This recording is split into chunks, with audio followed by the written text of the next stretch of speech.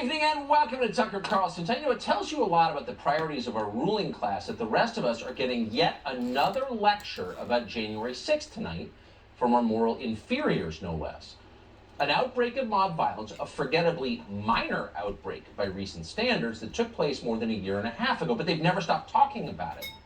In the meantime, in the 18 months since January 6th, gas prices have doubled. Drug ODs have reached their highest point ever. The U.S. economy is now careening toward a devastating recession at best. And scariest and least noted of all, this country has never in its history been closer to a nuclear war. Yet the other networks cannot be bothered to cover any of that tonight.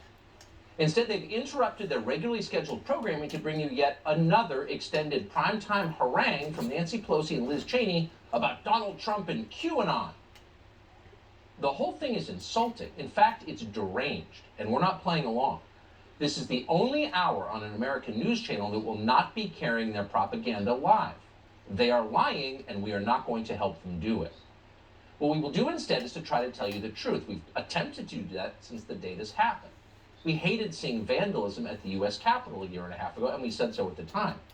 But we did not think it was an insurrection because it was not an insurrection. It was not even close to an insurrection. Not a single person in the crowd that day was found to be carrying a firearm, some insurrection. In fact, the only person who wound up shot to death was a protester. She was a 36-year-old military veteran called Ashley Babbitt. Babbitt was just over 5 feet tall. She was unarmed. She posed no conceivable threat to anyone. But Capitol Hill police shot her in the neck and never explained why that was justified. Those are the facts of January 6th. But since the very first hours, they have been distorted beyond recognition, relentlessly, culminating with last night. Last night, CBS Nightly News told its viewers that insurrectionists at the Capitol on January 6th, quote, caused the deaths of 5 police officers. That is a pure lie. There's nothing true about it, and they know that perfectly well. Here's reporter Bob Costa, who should be deeply ashamed to say something this dishonest. Thursday's primetime hearing will take Americans back to January 6th, when an estimated 2,000 rioters breached the Capitol building, causing the deaths of 5 police officers. It's hard to believe he said that. Rioters caused the deaths of 5 police officers. You just heard CBS News tell its viewers that. This must be the big lie theory. The more bewilderingly false a claim is, the more likely you will be to believe it. Apparently, that's what they're betting on. In fact, precisely 0 police officers were killed by rioters on January 6th. Not 5, none, not a single one. So how'd they get to 5? Well, CBS is counting the suicides of local police officers that took place after January 6th. In some cases, long after January 6th. Suicide, unfortunately, is pretty common among cops. Policing is a tough job, as we've noted. But in these specific cases, the one CBS is referring to, the chief of Washington, D.C.'s police department told the New York Times that actually he had no idea if his officers were driven to kill themselves by January 6th. CBS just made that up. The 5th death that CBS News is referring to is of Capitol Hill police officer Brian Sicknick. You will remember his name. Sicknick's body lay in state at the Capitol after the media told us he'd been beaten to death by Trump voters with a fire extinguisher. Here's what they told you. Officer Sicknick died after being hit in the head with a fire extinguisher. Sicknick died after being hit in the head with a fire extinguisher. Officer Brian Sicknick died after being hit in the head with a fire extinguisher during the hours-long attack. They beat a Capitol police officer to death with a fire extinguisher. Officer Brian Sicknick died after being hit in the head with a fire extinguisher during the fight. He died at the age of 42 after he was bludgeoned with a fire extinguisher. Once again, that's not true. Everything you just heard was completely fabricated. The D.C. medical examiner performed an autopsy, and the autopsy report showed that Officer Brian Sicknick had not suffered any kind of blunt force trauma. He was not beaten to death. He died of a stroke in his office later. No one has been charged in Officer Sicknick's death because Officer Sicknick wasn't murdered. They are lying to you. That is provable. Not a single person you just saw has apologized for lying. Not a single one. And it's not just the news media. Here's Congressman Pete Aguilar of California claiming that officers lost their lives on January 6th. These hearings will be a chance for the country to come together. to rally around the truth and unite around the rule of law. We owe it to the officers who lost their lives and the officers who were injured to tell that story and to ensure that this never happens again. Let's rally around the truth, he says, as he lies to you. May those words burn your tongue, liar. But what did happen exactly on January 6th? What's the truth of that day? Well, that's still unknown. From the extensive video we have of January 6th, it's clear that some in the crowd, more than a few, were encouraging protesters to breach the Capitol, to commit felonies. We're not guessing at that. We've showed you the tape. We have pictures of their faces. In the case of a man called Ray Epps, we know his name, but they've never been charged. Ray Epps was standing in exactly the same place that a lot of people who went to jail were standing, but he wasn't charged. His name was taken off the FBI's most wanted list. Why is that? It doesn't make any sense at all. The January 6th committee will not explain that. After a year, millions of dollars, and 1,000 interviews, they won't tell us. Nor will they tell us how many FBI agents and assets were in the crowd that day and what were they doing there. Why can't we know that? And why are they still hiding thousands of hours of surveillance footage from within the Capitol? If the point of the committee was to get the truth out there, why can't we see the tape? Why did authorities open the doors of the Capitol to rioters and let them walk in, usher them in the doors? That's utterly bizarre. You saw that live. No one's ever explained it. What's the explanation for that? And by the way, whatever happened to the mysterious pipe bomber, whose bombs we later learned many months later, Kamala Harris's bodyguards discovered? Kamala Harris told us she was at the Capitol that day, but she wasn't. She was at the DNC with a pipe bomb outside. Her bodyguards found that bomb, but she lied about that. She hid that. Why? That's got to be one of the weirdest stories ever. What does it mean, Liz Cheney? Silence. And of course, above all, they lie about the reason that January 6th happened in the first place. And you know what it is. The entire country watched Joe Biden get what they claimed was 10 million more votes than Barack Obama himself got. Joe Biden got 10 million more votes than Barack Obama got. And a lot of those votes arrived after the election. In a lot of places, voting was stopped in the middle of the night. Why? In the biggest states in the country, voter ID was optional. Why is that okay? A lot of the protesters on January 6th were very upset about that. And they should have been. All of us should be. But the January 6th committee ignored all of that completely. Instead, on the basis of zero evidence, no evidence whatsoever, they blamed the entire riot on white supremacy. Here's Joe Biden. We're confronting the stains of what remains a deep stain on the soul of the nation. Hate and white supremacy. The violent, deadly insurrection on the Capitol 9 months ago, it was about white supremacy in my view. What? There's no evidence for that. None.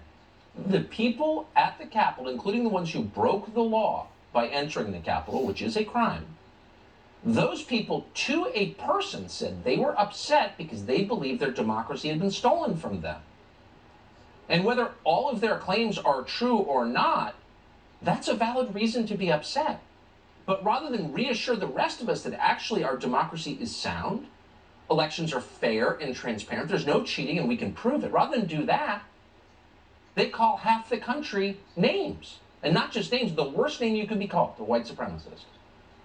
And then most bewilderingly of all, virtually no Republican in Washington pushed back against any of that. In fact, Lindsey Graham, violence worshiper to the end, said that his only regret was that the Capitol Police didn't shoot more Trump voters in the neck and kill them. You've got guns, use them, Graham said.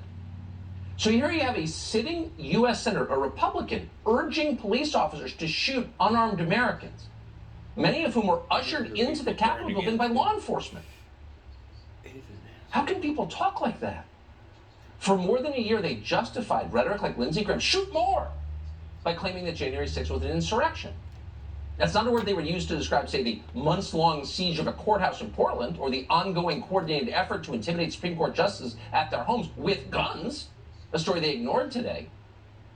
But January 6th was different, they reminded us. It was unique because it was their offices and because it bothered Nancy Pelosi.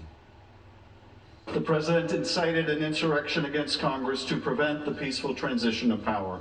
And then he sat back and watched the insurrection. Insurrection, a violent mob. A white supremacist president who incited a white supremacist insurrection. an insurrection against our government.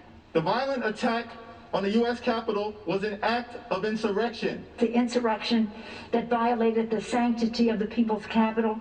This was not a protest. This was an insurrection. It's not protest, it's insurrection. We are not defending and would never defend vandalism, violence, rioting. We disapproved of it when it happened. We disapprove of it now. All riots, not just this one.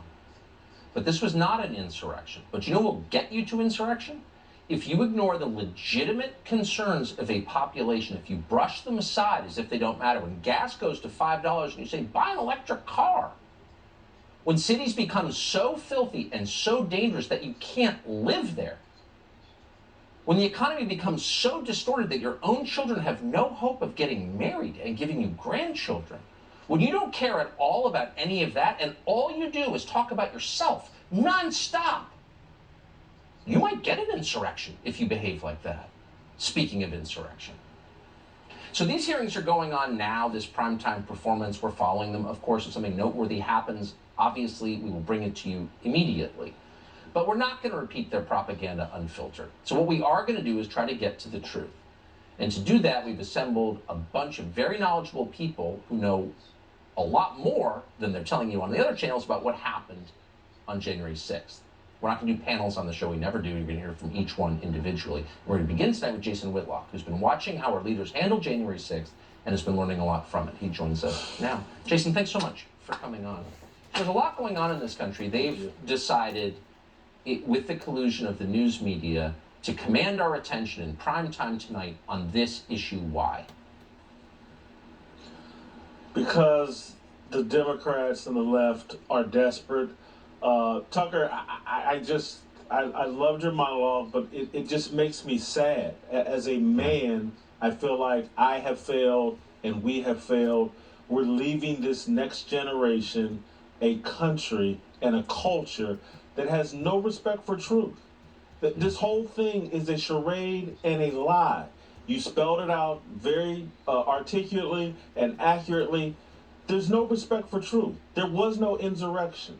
There was a riot, a small one, that got a little bit out of hand. But to see these people thrown in dungeons and locked up and treated like they're the worst human beings on the planet, it's a joke. It's a joke. And particularly to see this charade tonight, when we have Brett Kavanaugh, Supreme Court Justice, and his family being terrorized at their home, and we're not talking about that, a Supreme Court Justice and his home and his neighborhood being violated the way that it has been with the approval of Jen Psaki and basically the administration. This is a joke, but it speaks to the desperation of the Democrats and the left. They have no policy. They have no solutions. They have no results to stand on. And so they just want to tap into fear and emotion and continue with the false narratives. This thing tonight, this TV show, Fear Factor, that they're putting on tonight, reminds me of the guy that's running against Rand Paul and him doing a TV commercial with a noose around his neck. They're just promoting fear. Well, it's interesting you said that, because Benny Thompson, who's the chairman of this committee, just gave an opening statement, and I want to play you a 20-second clip from what he just said and get your reaction to it. Speaking of fear, here he is. I'm from a part of the country where people justify the actions of slavery, the Ku Klux Klan, and lynching. I'm reminded of that dark history as I hear voices today try and justify the actions of the insurrectionists on January 6th, 2021. So, why is Benny Thompson invoking the memory of slavery as we talk about a dispute over the last election? Tucker, I live in the South right now. I live in Nashville, Tennessee. I've lived in Rock Hill, South Carolina previously. Again, I don't know what part of the South Benny's from, but I just haven't I've not been involved with people trying to justify slavery in my lifetime. I just haven't experienced that. And so, again, it's slander. It's slander of the United States. It's slander of a group of people. It is fear. Hey, we have no policies, but hey, we're not racist, even though we really are racist. And so keep us in power, because this other group of people are all out to get you, and they're going to lynch you, and they're going to put you back in slavery. There's no truth to it. We're living in a time where in the history of America, maybe in the history of the planet, this much hostility to the truth is going to be lethal to not just America, but because of America's place as the leader of this planet. This is dangerous for the entire planet for us to be this hostile to truth. I think that's a really smart and scary point to make. Jason Whitlock, thank you. Thank you. Always looking more deeply at the news. So there are two Republicans on the January 6th committee, Liz Cheney and Adam Kinzinger. The one and only Trace Gallagher has rounded up their greatest hits for a little perspective. He joins us tonight. Hey, Trace. Hey, Tucker, adding Liz Cheney and Adam Kinzinger to the January 6th committee was Nancy Pelosi's meager attempt to add balance to the panel. 7 Democrats, 2 Republicans. And remember, it was Kinzinger who, after January 6th, was the only Republican to say that then Vice President Mike Pence should invoke the 25th Amendment to get rid of President Trump. And here he is in July 2021 at a January 6th hearing. Watch. Talk about the impact of that day. But you guys won. You guys held. Democracies are not defined by our bad days.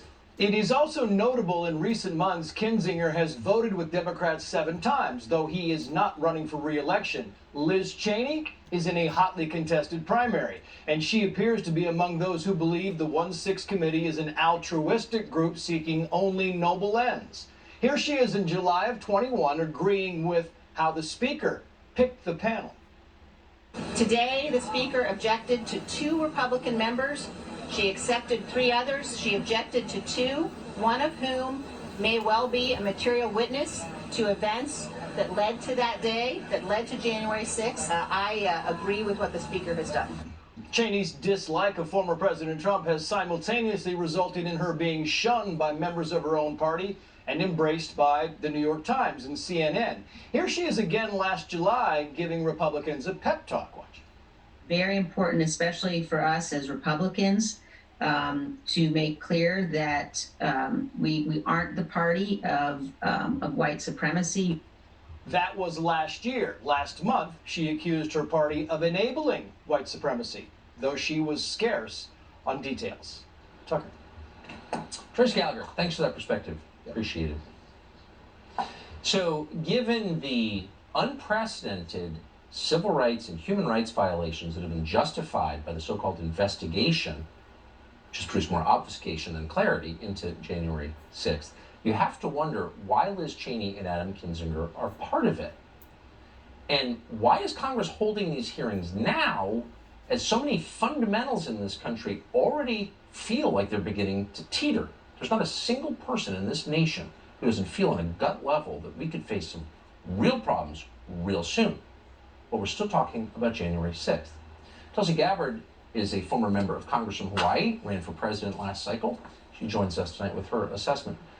Congressman, thanks so much for coming on. So given everything the country faces right now, both domestically and abroad, why are the news networks colluding with a political party to tell us this is the most important thing? Because whether you're talking about the mainstream media or you're talking about Liz Cheney, Adam Kinzinger, or Congress, frankly, they don't care about the real threats that we face domestically to our freedoms and our democracy. So instead, they're focusing on this. They don't want to deal with the real issues that Americans are struggling with every day across the country, increasing inflation, rising gas prices, increasing crime, open borders. The list goes on and on about the very real domestic issues that we face. And frankly, they've abdicated on their most important responsibility in Congress, the one that Constitution says only Congress has, which is the power to declare war or not. So, you've talked about this, Tucker. We just saw how Congress rushed through this additional funding bill of $40 billion towards this war in Ukraine. We are not only in a cold war with Russia, we are in a hot war with Russia, with Ukraine as the proxy. And there was no serious debate whatsoever about really what the consequences of this bill would be, and frankly, whether or not we should even be in a war with Russia or frankly any other country. So this goes back to what are their priorities? Every member of Congress takes an oath of office and swears to support and defend the Constitution of the United States. Well, the Constitution provides all of us with very specific rights and freedoms enshrined in that Constitution. Right now, we've got the Biden administration, we've got the Department of Justice, the mainstream media, big tech, all colluding to undermine our rights and civil liberties and freedoms. I don't see Congress taking action to address and deal with that threat. So if they really wanted to uphold their oath that they swore, that's exactly what they should be focused on right now. I think the most disturbing moment a year and a half later looking back is the moment where Lindsey Graham turned to the Capitol Police and said, "You have guns, use them." Now, they had just shot an unarmed military veteran to death who stood about 5 feet tall. And I guess what bothers me the most is that nobody cared. I mean, police take life, often is justified. We've defended it on this show. But to not investigate it or explain it suggests that the life that was taken was worth nothing. And that is the message that they're sending me. This woman's life didn't mean anything. It wasn't, we just killed her and threw her away. I mean, how can members of Congress sit there and allow that? Members of Congress are not, again, they don't have their priorities straight. So much of this has been politicized, it's been sensationalized with very specific objectives that have nothing to do with upholding the Constitution or what's in the best interest of the country and the American people. And I think the way that this hearing has been actually not even so-called produced, it's literally being produced by somebody I think who is from ABC News in order to try to come with with an objective that has nothing to do, again, with what's best for the people, what's best for the Constitution. They're trying to achieve their own political interests, and it's just really sad that they're abusing their power in order to do that. This is the kind of propaganda show that we used to make fun of when it took place in totalitarian. When you were a kid, you remember that? I mean, we had this vibrant, lively news media, and people debated things, and we'd look over at these totalitarian hellholes and say, they turn on their TVs and they get this pre-produced lying. How shocking is this? This is not America, and this is what's so crazy and what's angering and sad. All of these things at the same time is this is not the vision that our founders had for America. And these people who serve in the people's house, members of Congress literally go to work every day in the people's house. And it just seems like so many of them have forgotten that that's who they work for, that it's such a privilege to have that responsibility. I'm grateful to have had it and to see them going every day and abusing that privilege, abusing that responsibility, and not at all focused on what's in the best interest of the people. Should be concerning for every American across the country. And that's why we have elections. We have the opportunity to fire those who are not putting the American people in our country first.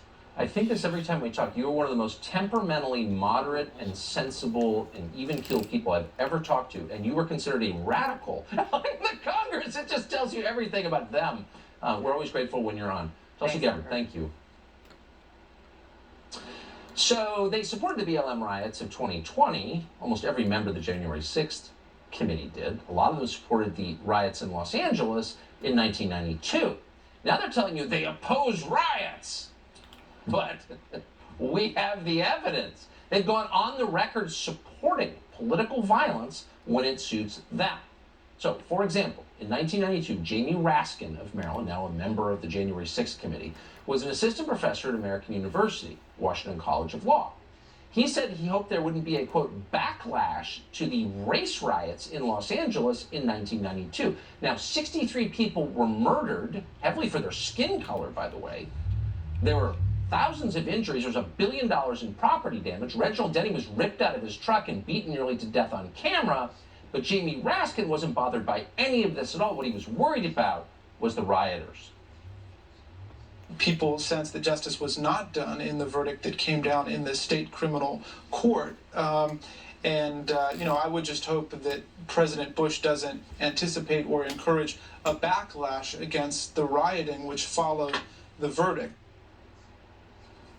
Yeah, Reginald Denny. What did Reginald Denny do wrong? He was hauling a load of cinder blocks to the wrong neighborhood, and he had the wrong skin color, so they beat him, almost gave him brain damage. But that's cool. That same year, the chairman of the January 6th committee today, that would be Benny Thompson, decided he couldn't condemn rioting. Instead, he said he was worried about injustices against black officials in Los Angeles at the time. Well, the injustice was happening on the streets of LA as the city was torched and race riots were in progress, but he couldn't denounce it. Matt Schlapp is the chairman of CPAC. He joins us tonight. Matt, thanks so much for coming on. So it's a little much for precisely the same people who have no problem with real political violence grandstanding and hyperventilating about what happened on January 6th. Why does no one point this out? Yeah, and why does it have to be shown on your show? I mean, the public records of these elected officials is there for the entire media to see. The hypocrisy of all the times they've taken to the floor and taken to media to say that people like Donald Trump were not legitimately elected presidents, all the times they have not condemned violence, or in this case, you have the chairman of the committee and this other member from Maryland basically saying, oh, riots are fine if you have a social grievance. Now, why is it okay for Jamie Raskin to go to the floor of the House of Representatives in 2016 and say that Donald Trump was not legitimately elected, that this chairman, Benny Thompson, can say that Donald Trump is illegitimate and boycott his inauguration, but when a retired teacher or a mom or a dad or somebody wants to go to their capital and protest what they saw as an election rife with lots of questions and fraudulent voting, somehow there's something untoward with their desire to speak up. Why can't they also speak up? And why did Benny Thompson say that Josh Hawley and Ted Cruz should be on the no-fly list for raising legitimate questions about the 2020 election? This two-tiered justice system, this two-tiered idea that if you're a conservative or you're a Republican or you're a Trump supporter, you get through this kind of ghetto justice, and if you are somebody else who has these progressive views, it's fine. It's just a grievance. But it's not. And you have a right to express it. Most Americans don't have the time to kind of follow this. They sense something's really amiss. That's why they vote for members of the United States Senate to represent their views, their interests, to keep them safe from the overreach of lunatics like Benny Thompson and Liz Cheney. So where is Mitch McConnell and Lindsey Graham? Shoot more Trump voters. Like, what? Don't normal people deserve representation? Yeah, absolutely. And I think that's part of the questions on all of this, which is, if you want to ask real questions about 1-6, why don't we ask them? Why don't we find out the reason why the Capitol Police Force, we just found out through a FOIA this week because of Tom Fitton at Judicial Watch, that the Capitol Police going into 1-6 was at 50% strength. How come that was allowed to happen? How come that was okay? We all knew it was going to be a tumultuous, emotional day. These are the questions they don't want to answer. You know why, Tucker? Because when the political violence benefits them, they just turn a blind eye toward it. When real Americans have outrage, they want to put them in jail. Yeah, I've noticed. Matt Schlapp, thank you. Well, speaking of putting them in jail, this is an amazing story that was sort of lost today. So a man running for governor in the Republican primary in Michigan, hoping to challenge Gretchen Whitmer, by some accounts, the leading candidate in the race, was just arrested by the FBI at home. Why? January 6th. This happened today. Fox's Kevin Corke has that story for us tonight. Incredible story indeed, Tucker. Evening to you. Michigan GOP gubernatorial primary candidate Ryan Kelly, as you point out, was arrested at 9:30 this morning by the FBI on a misdemeanor charge, allegedly for actions taken during the protests at the Capitol back on January 6, 2021. Critics suggest that since that event happened a year, 5 months, and 3 days ago, the timing of today's arrest and the search of his home seems suspicious, to put it mildly, and perhaps is meant to give Democrats something to crow about as they stage their made-for-TV January 6th committee event tonight. Now, according to a criminal complaint filed by the FBI, Kelly was accused of disruptive conduct, injuring public property, and entering restrictive space without permission. Although it's important to point out, a lot of people were there. Now, there is a video, apparently, that is being shared by the Michigan Democratic Party that shows Kelly allegedly ascending the steps of the Capitol, saying, "This is war, baby." Now, for his part, Mr. Kelly has previously denied that he entered the Capitol building or violated any law. Now, his arrest, I should point this out, Tucker, you'll find this interesting, comes after 5 other candidates in the primary were disqualified, including former Detroit Police Chief James Craig. And you'll probably recall this, too. There have been several other GOP candidates in other states and jurisdictions who have been DQ'd from running because of an issue of filing and the like. Tucker? Amazing. Kevin, yeah. Thank you so much. You bet. That's one way to win an election. Let's say you're a completely incompetent, reviled governor of a big state like Michigan, that would be Gretchen Whitmer specifically, and you think you're going to lose, just have the FBI arrest the frontrunner who's running against you. His name is Ryan Kelly. Again, arrested today at home by the FBI. Now, he is being accused of encouraging people to enter the Capitol and standing on the Capitol steps. Well, the funny thing is, Ray Epps did the same thing. Ray Epps was in exactly the same place, and he's on camera repeatedly encouraging people to break the law, but he's on his ranch tonight. Ryan Kelly is in jail. Why is that? Well, it's not for lack of evidence. On January 5th, Ray Epps was caught on video urging protesters, as we said, to enter the Capitol building. We showed you this before. We can't show it enough. Watch this. All right, we need to go into the Capitol. Into the Capitol.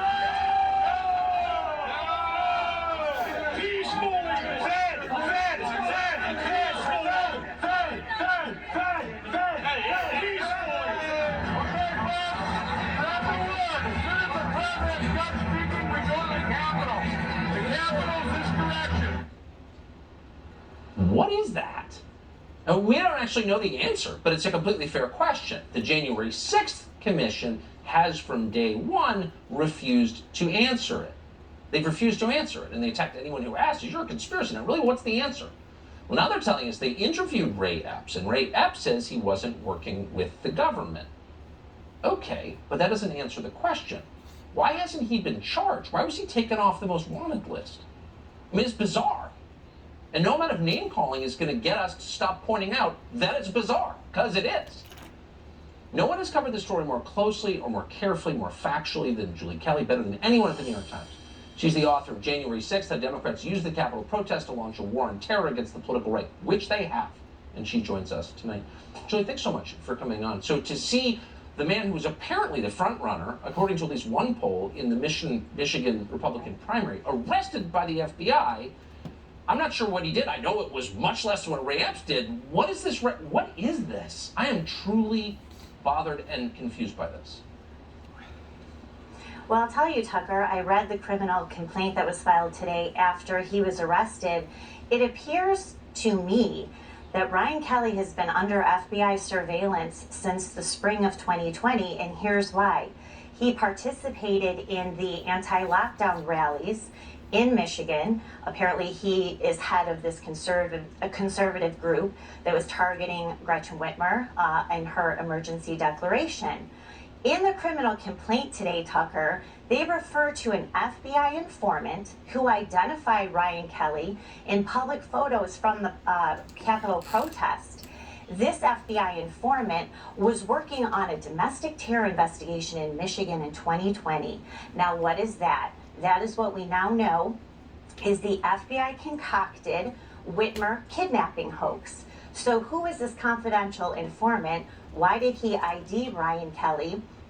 Also, it appears from separate reporting that Ryan Kelly was in touch with one of the 13 men charged in this hoax, not the 6 men charged federally, the other men who faced state charges. So then this FBI informant was hired separately as an informant to look at this Ryan Kelly situation. So it's very likely that Ryan Kelly was targeted by the same group of FBI agents, undercover agents, and informants who concocted the Whitmer kidnapping hoax.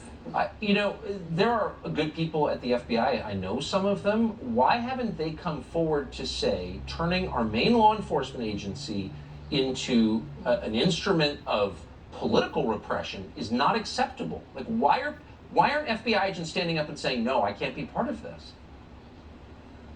You know, we really need more to do that. But what's interesting is House Judiciary Committee Ranking Member Jim Jordan released another letter this week.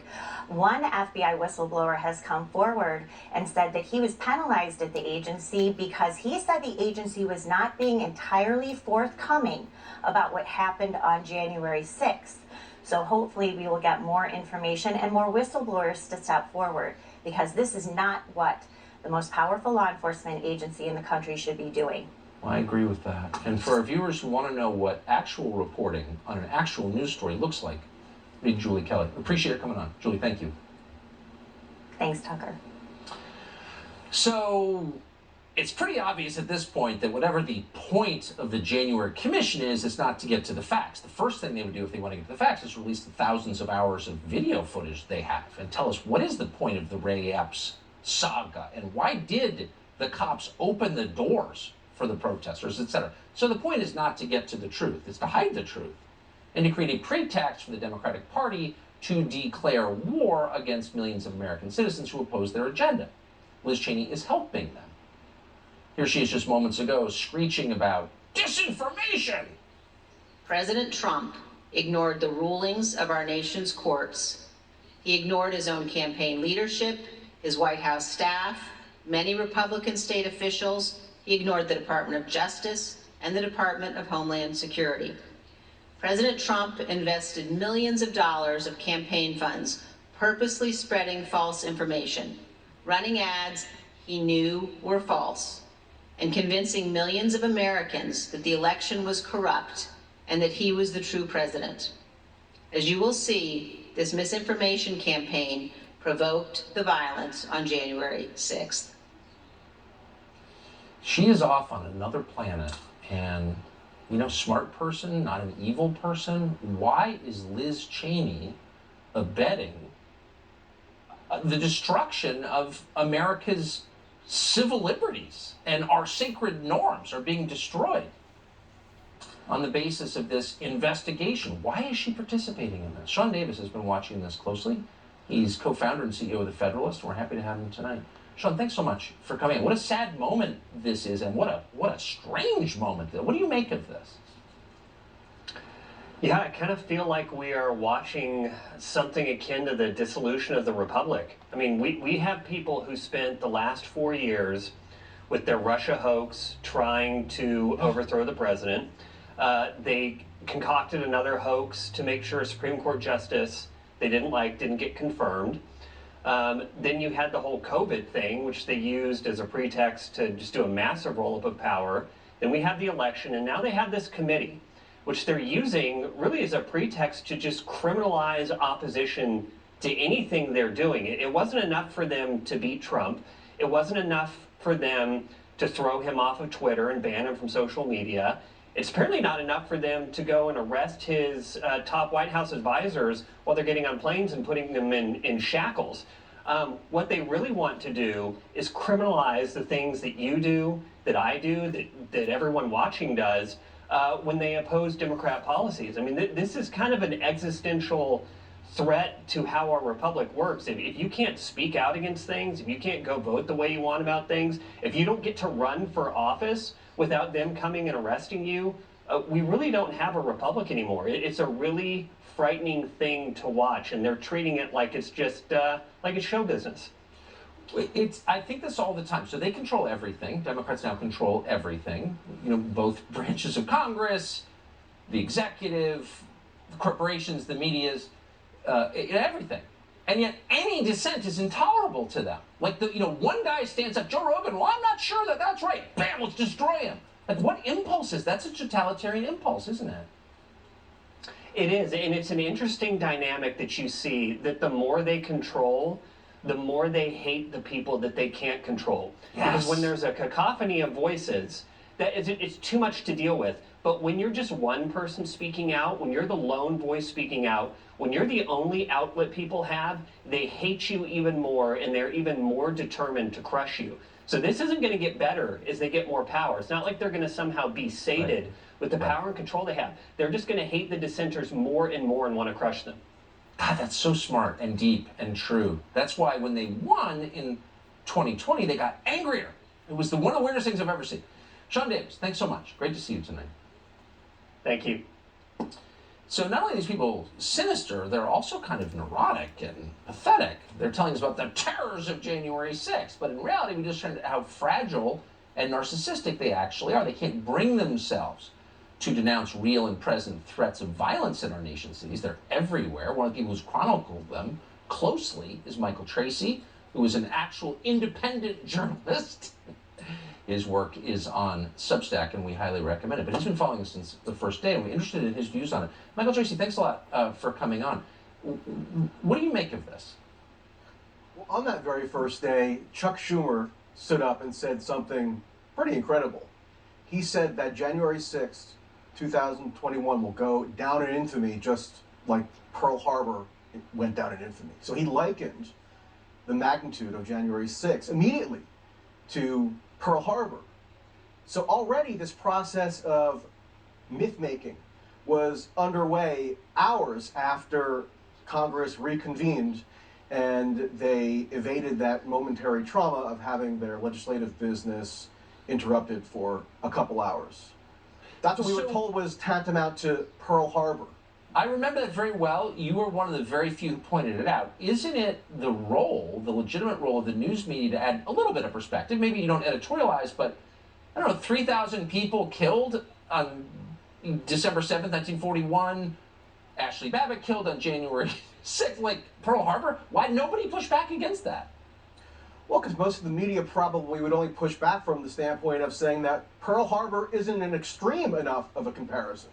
They might have to invent some, alien invasion or something to liken January 6th to, given how emotionally traumatized they were by the whole experience. It's interesting that Democrats continue to focus so ineluctably on this issue because who were the purported victims of January 6th? Who are the people that they're claiming really suffered the most? Well, mainly it's the politicians and journalists who were in the Capitol that day. And those happen to be two of the most despised groups in America. And yet, Democrats have now apparently calculated that keeping this front and center is going to benefit them in the midterms. And, there is a certain political logic to that, perhaps, however warped. Because if you notice, a lot of progressives and people maybe who are aligned with Bernie Sanders or kind of had to be cajoled into supporting Joe Biden in 2020, they're becoming a little bit disillusioned because the Democrats really aren't delivering much of anything legislatively. Yes. And so Adam Schiff and company want to keep this show going until fall because that'll enable them to pressure potentially weary Democratic base voters by saying, look, whatever gripes you might have about how we've governed, you must support Democrats. You must vote to re-empower Democrats because if you don't, that will empower the existentially threatening Republicans. And so therefore it's your solemn duty to vote, as always, for Democrats because the country will collapse. We will all face this world cataclysmic destruction if the Democrats are not in power. That's basically what it boils down to. And before I forget, because this is something that was very interesting, and I recalled it as you were talking about the civil liberties component of January 6th. Last summer, I covered the plea hearing of one of the defendants of January 6th. The first defendant, his name is Paul Hodgkins, who pleaded guilty to a felony charge. The first defendant was sentenced related to January 6th.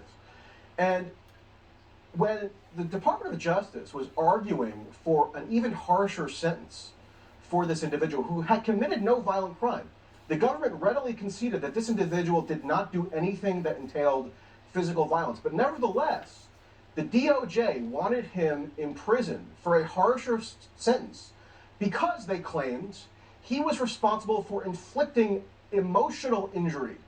On whom? On the politicians who were assembled in the Capitol that day. So the federal law enforcement apparatus had to invent this new paradigm of what supposedly constitutes an injury in order to keep nonviolent offenders in federal prison for longer. Now, I don't remember anybody really ever talking about that. I happened to notice it because I looked at the documents. But there are so many other civil liberties implications to this story that are just totally ignored. So I'm glad at least someone is beginning to talk about them. It's unbelievable. Meanwhile, Lindsey Graham, shoot more Trump voters. Michael Tracy, I appreciate your reporting always. Thank you. Thanks. So we should tell you, and as we said at the top, this is the only hour on American television that is not broadcasting unfiltered propaganda into the homes of unsuspecting viewers. On the screen, you see 8 boxes. Those are 8 different TV channels taking the Nancy Pelosi feed unfiltered. Now, if at any time in your life you've ever made fun of totalitarian regimes that, broadcast lies into the homes of the population that they can't turn off, take a look at that. That's happening right now. Meanwhile, gas is over $5. Inflation is higher than it's been in the lifetime of most Americans. Violent crime is making cities impossible to live in, and more than 100,000 Americans OD'd on drugs last year. Why isn't there a primetime hearing about any of that? Charlie Hurt is the opinion editor of the Washington Times. He joins us tonight. Charlie, great to see you. I mean, if you take 3 steps back, what we're really watching is members of Congress talking about themselves again. Yeah, absolutely, because the alternative is for them to have to talk about policies. And if they talk about policies, they have to talk about and it's not just their failures of, all the failures we see right in front of us, gas prices, crime, an open border, fentanyl deaths. You can go through, the list is endless. And if anybody got out of Washington, any of these people got out of Washington and talked to normal people, they would realize that American people are very, very concerned about a lot of things. This is not one of them.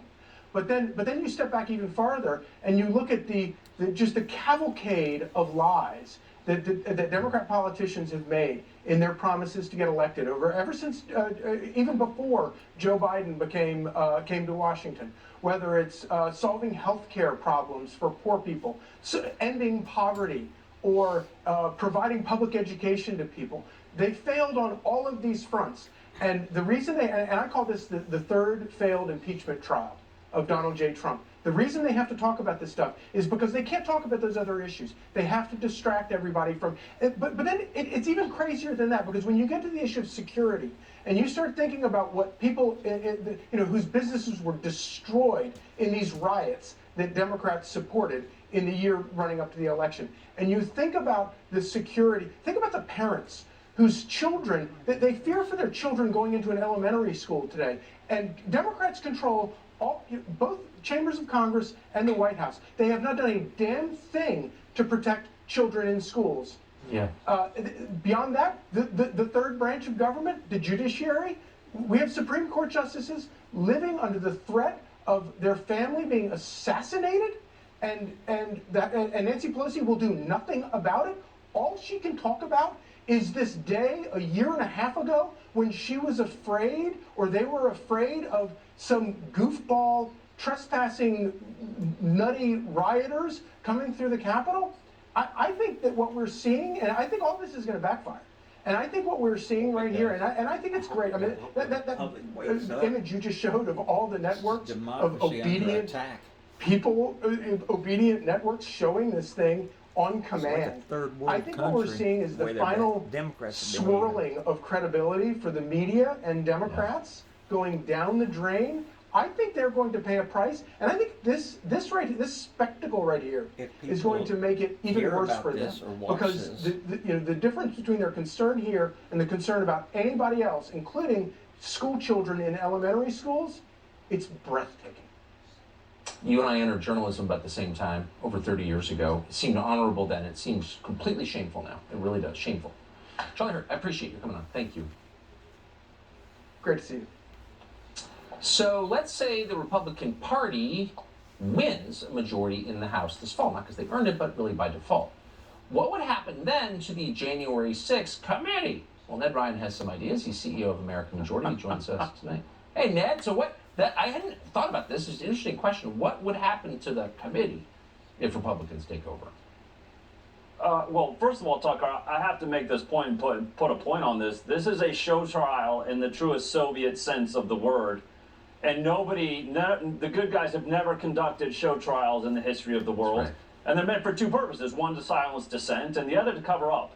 And Nancy Pelosi has no interest in actually getting to the truth of the matter in this. So what Kevin McCarthy needs to do tomorrow is hold a press conference in which he announces that when Republicans take the majority back, he will continue the January 6th committee chaired by Congressman Jim Banks. That reformed committee will then go and try and find all 14,000 hours of surveillance footage, make them public. Also find out how many confidential informants and undercover agents, FBI agents, were in the crowd that day. Understand why Trump's request for 20,000 National Guard troops was rejected and what was Nancy Pelosi's role in that. But also, Tucker, why did the DOJ and the FBI feel compelled to have what are essentially FBI commandos deployed to Quantico with kill-to-shoot authority, shoot-to-kill authority, who were then deployed into D.C. on January 6th? And what happened to the pipe bomber at the RNC and the DNC? I mean, Tucker, the left likes to sanctimoniously lecture us that democracy dies in darkness, which it does when you don't have the truth and facts, but also dies in duplicity. When the left is colluding with bureaucrats to silence and attack political opposition, but also duplicitous in the aspect of equal justice. And to me, this is a very dangerous place where we are as a nation, as Sean Davis just referred to. If you don't have rule of law and equal application of justice, it throws everything into the absurd. And so I think Kevin McCarthy and Republican leadership need to stand up tomorrow and say, we are going to continue this, and it is our solemn commitment to the American people that they will finally get to the truth and facts of what took place on January 6th. No more lying.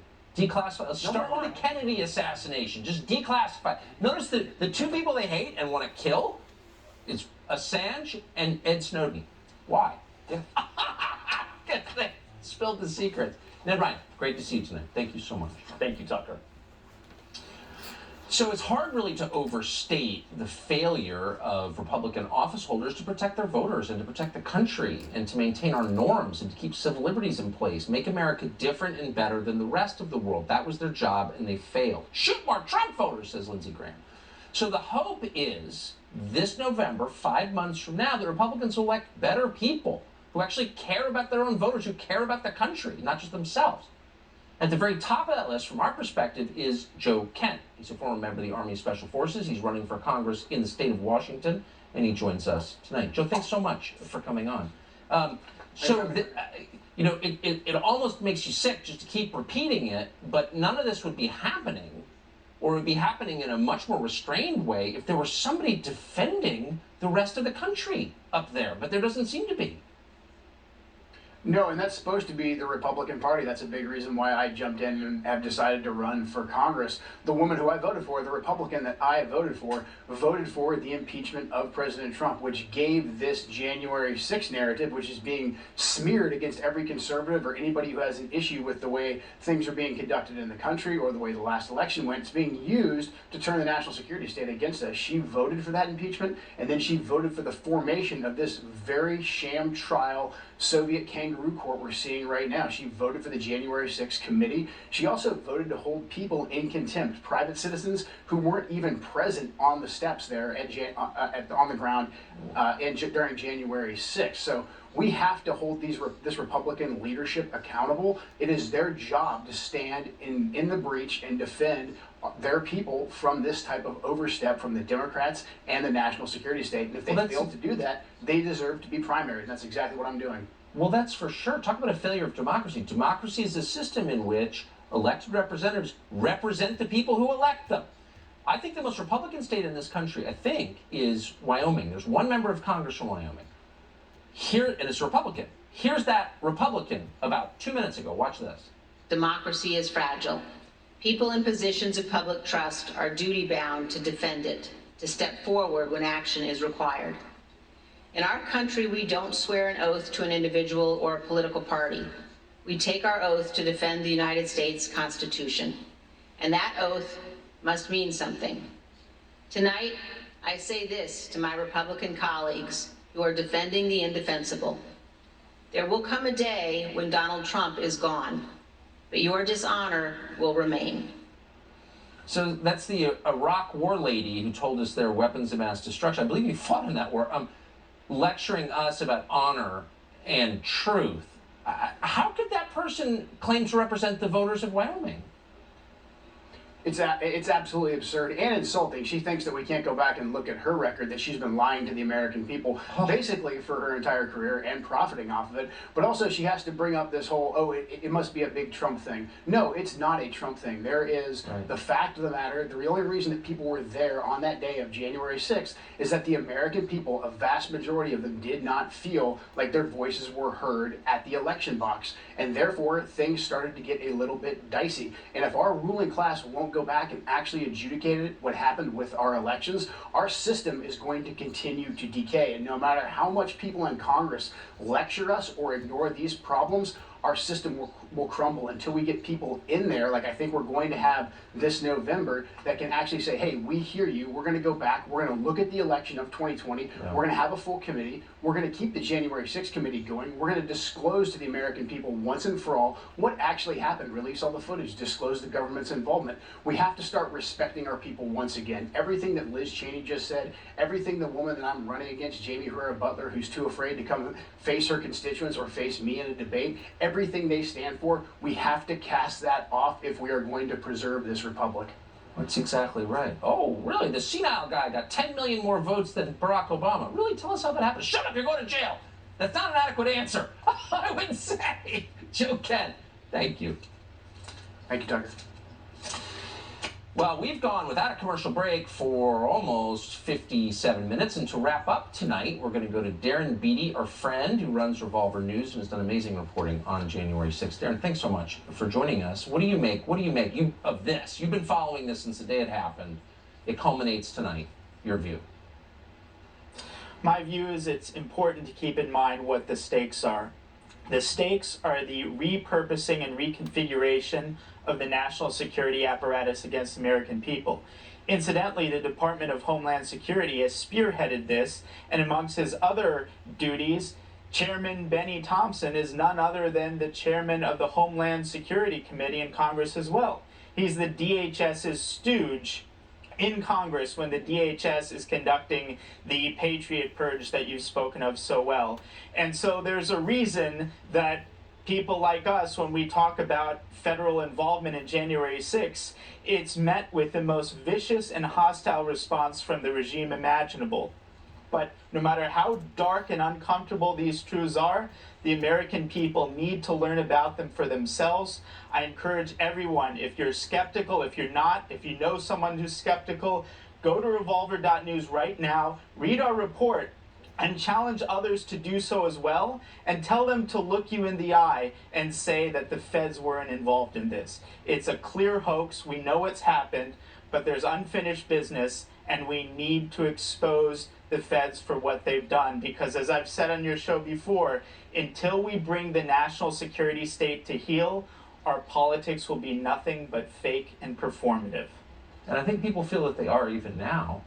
It's, I will say, breathtakingly audacious of a committee whose stated purpose is to get to the truth, not to answer even the most basic questions. If you sat through this entire thing and didn't learn why the cops opened the doors to the rioters, like, what's the point? No, it's ridiculous. There are 5 or 6 absolutely decisive questions that get to the core, the beating heart of what really happened that day, and the committee will explore none of those questions. And in fact, the committee's purpose, other than just to grandstand and distract, is to obfuscate and obscure and silence those questions from being asked. Yeah. It's just remarkable how many people are going along with this, and it's absolutely shameful. You are not one of them. Darren Beattie, I appreciate your coming on tonight. Thank you so much. Thank you. So we don't often spend an entire hour talking about the same topic with no commercial break. And of course, at the outset, we pointed out that there's an awful lot going on in this country. The economy is in a legitimately perilous place. And if you make less than, say, 300 grand a year, you definitely feel it. You're not doing things that you did, say, last year. That is bad. And there are a lot of other problems. We are at the brink of a full-scale war with Russia. We should be talking about that. So why did we spend an hour talking about January 6th? Because as you just heard Darren Beattie say, underneath all of this is an agenda that will change the country and your life. You can't weaponize national security agencies against your own population. That is the definition of an authoritarian state. That is the destruction of democracy, and we can't let them do it. We're doing our part. Thank you for joining us for this hour. Have the best evening with the ones you love. We'll see you tomorrow.